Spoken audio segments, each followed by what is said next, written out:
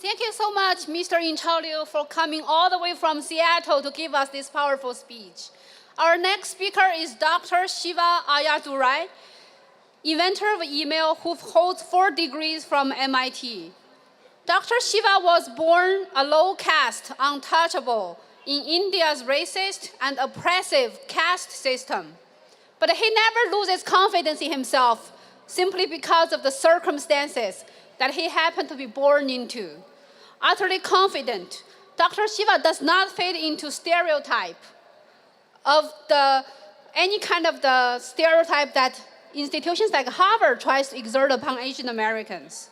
Dr. Shiva has fought continuously to ensure equal access to education for Americans of all racial groups. Let's welcome Dr. Shiva to give us a speech.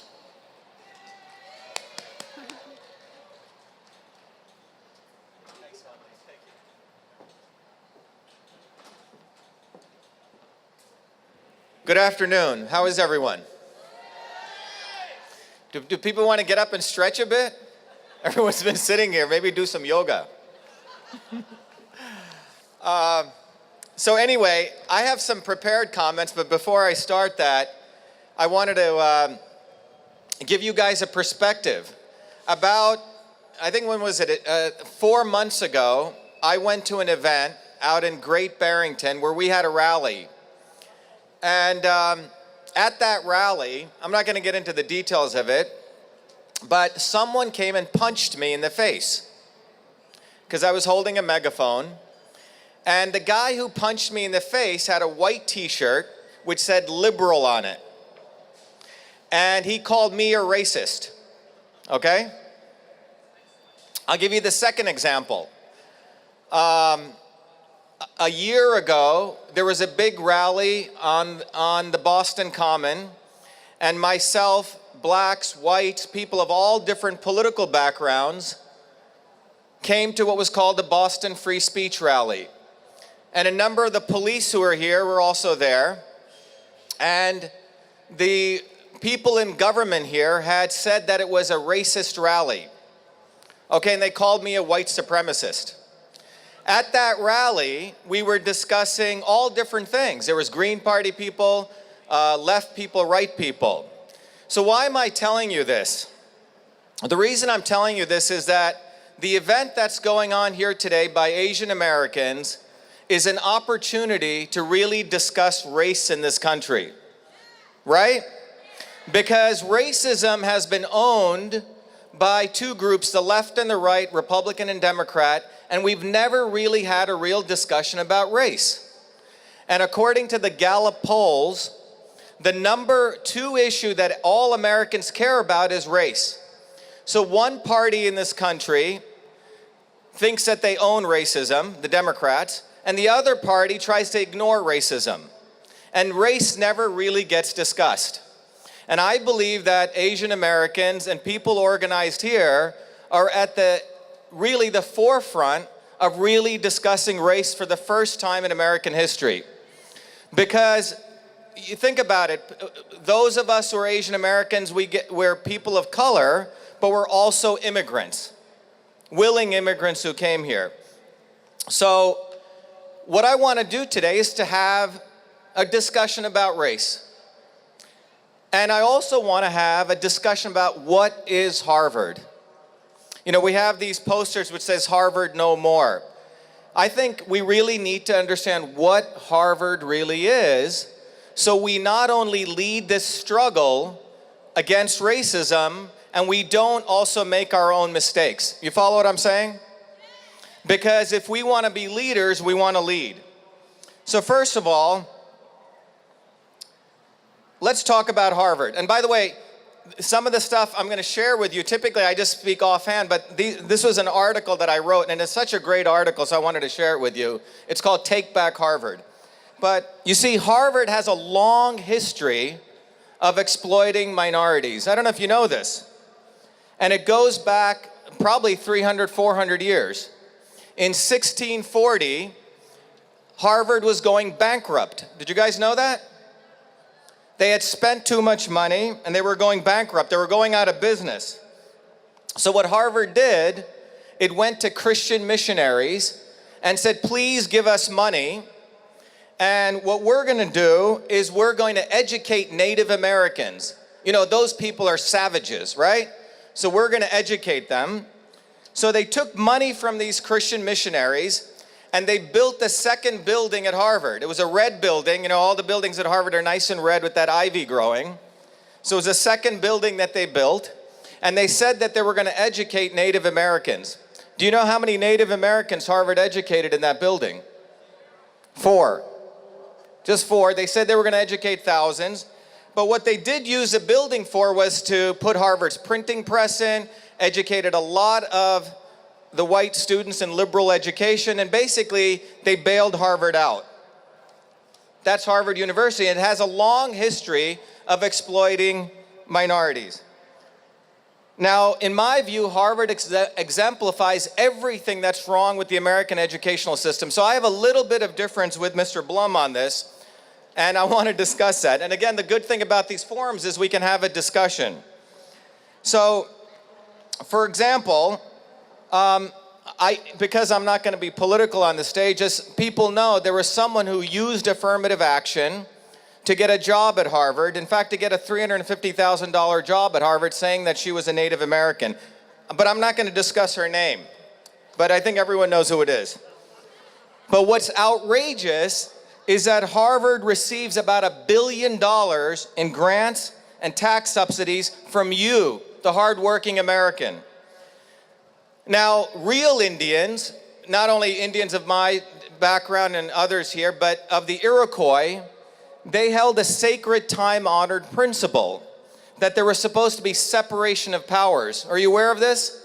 That you weren't supposed to mix the people, the political institutions, with the financial institutions, with the educational institutions, and with the producer institutions. The idea was they were supposed to be separate so you didn't have insider trading. But when you really look at Harvard, the people who control education at Harvard also control Wall Street. Isn't that interesting? And they write the nation's laws. And they operate global companies like Monsanto. I would argue that Harvard is the biggest monopoly in the world. And it's one community which funnels vast sums of money to themselves.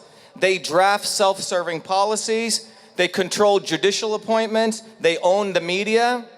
They grant taxpayer monies to nonprofits while creating monopolies from tax cuts, bailouts, and venture funding. And by the way, they do all of this with intelligence agencies that surveillance you and all Americans.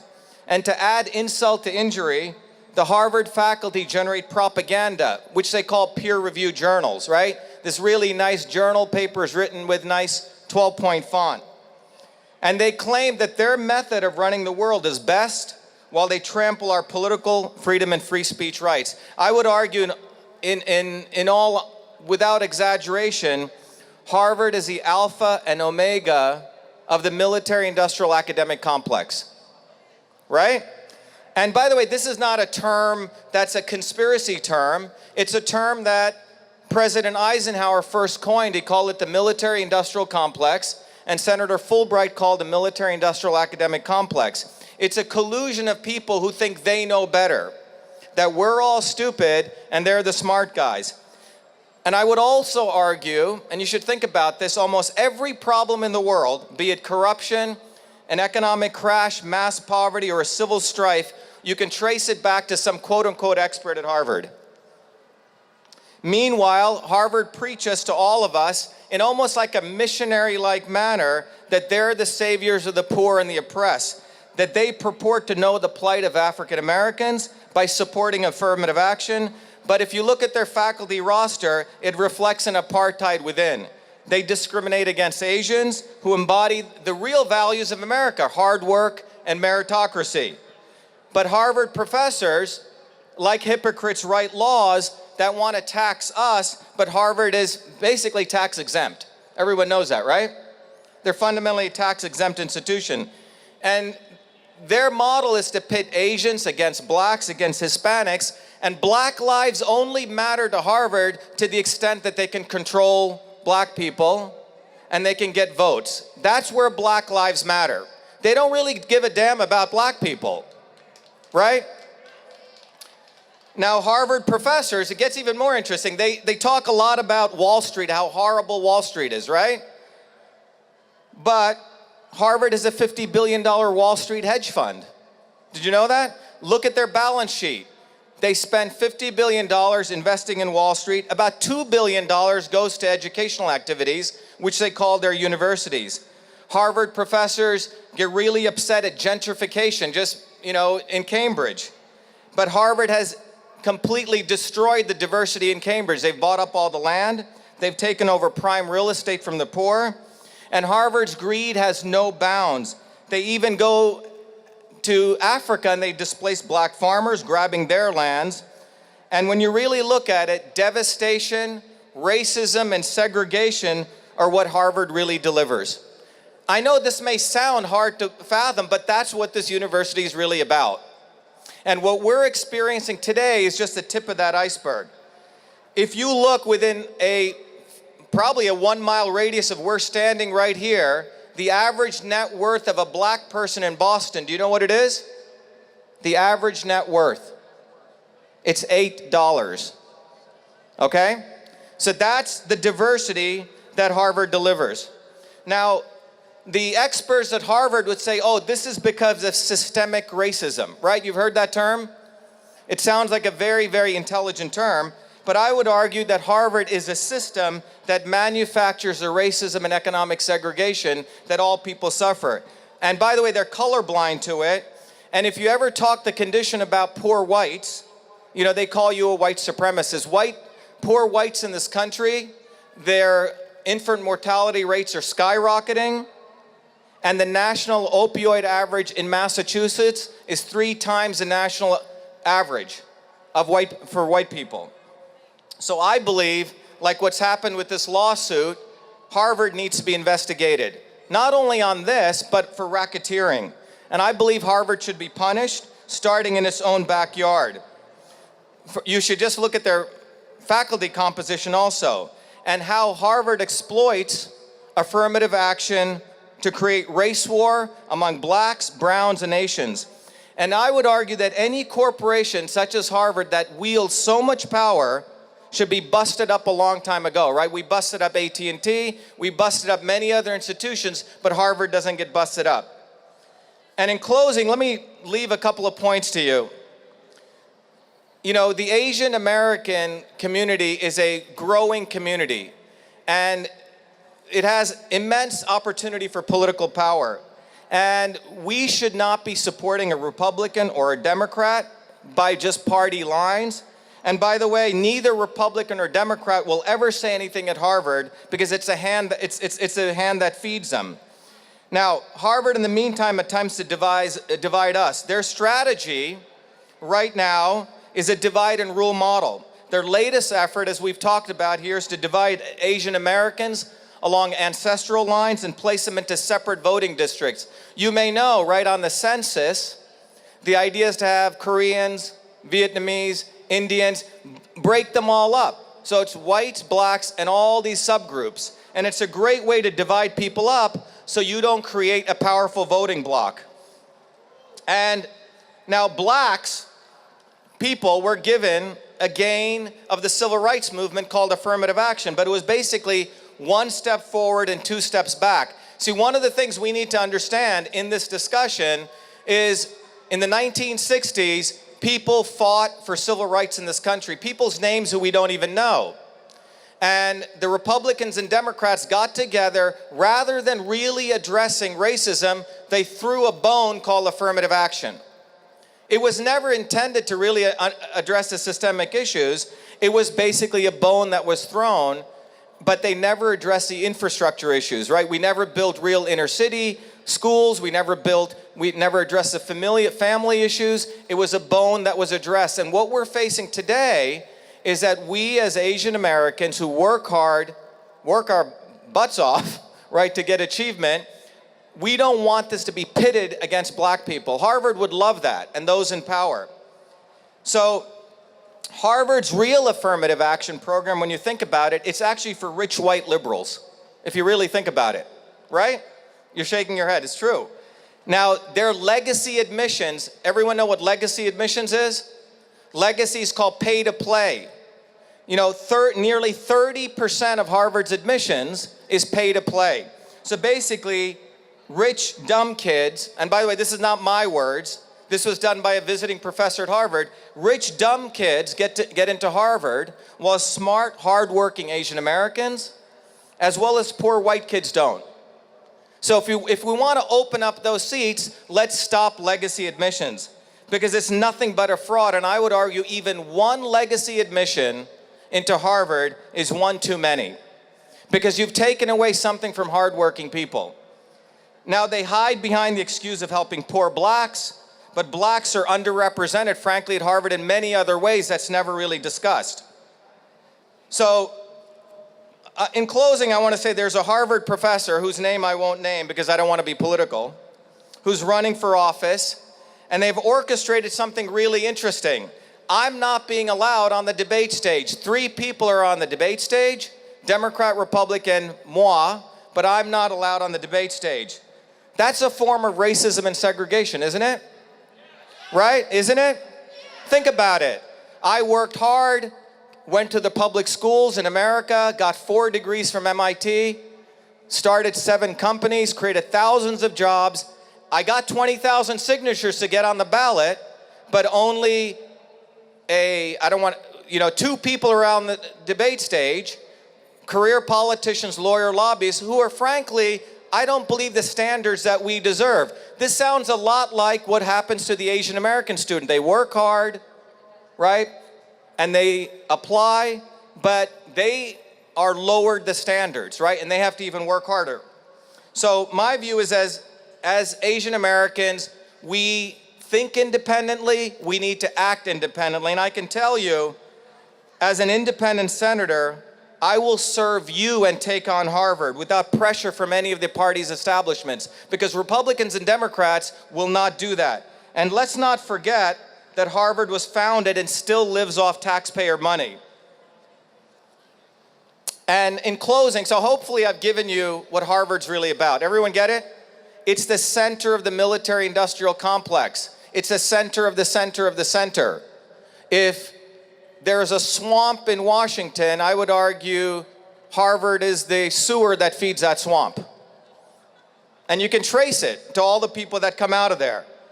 And let's finish by talking about racism. That's what I wanted to talk about. You see, the left and the Democrats have bounded racism, and the Republicans say, don't talk about racism, because if you do, then you're making excuses. But there is racism in this country. On the Gallup polls, it's the #2 issue. So what is racism? I'll tell you what racism isn't. Racism isn't about stopping using certain words, changing the names of buildings, and not carrying a flag. That's what the Democrats on the left consider racism. If you do that, then you're not being racist.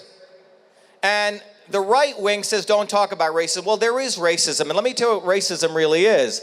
Racism is pitting blacks against whites, Asians against blacks, Hispanics against Asians, and all this stuff.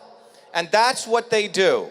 And the notion of affirmative action, which was by a gain of the civil rights movement, was never to help black people. It was to pit all of us against each other. So what I want to motivate you as you leave today is to think about us, Asian Americans, immigrants, and people of color, as a tip of the spear of a new civil rights movement.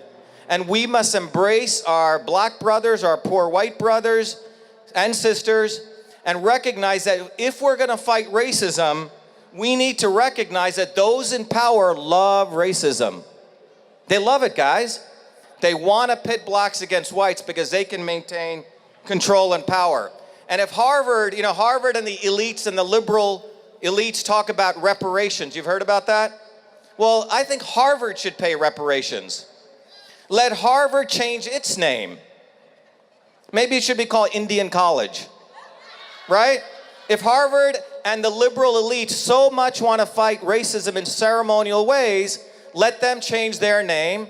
Let them give back their money that they stole from a lot of people, including you and I. And perhaps we should make Harvard a community college. What do you think about that? So in closing, remember that Asian Americans coming together I think someone mentioned it, It's part of a new movement, a new civil rights movement to bring people together. That's what this is fundamentally about.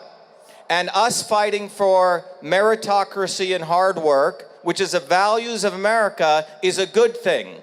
So let's say in the extreme case, all of Harvard became Asian Americans. Well, I would say that's not a bad thing. We've raised the standards. Let everyone start working hard. That's not a bad thing.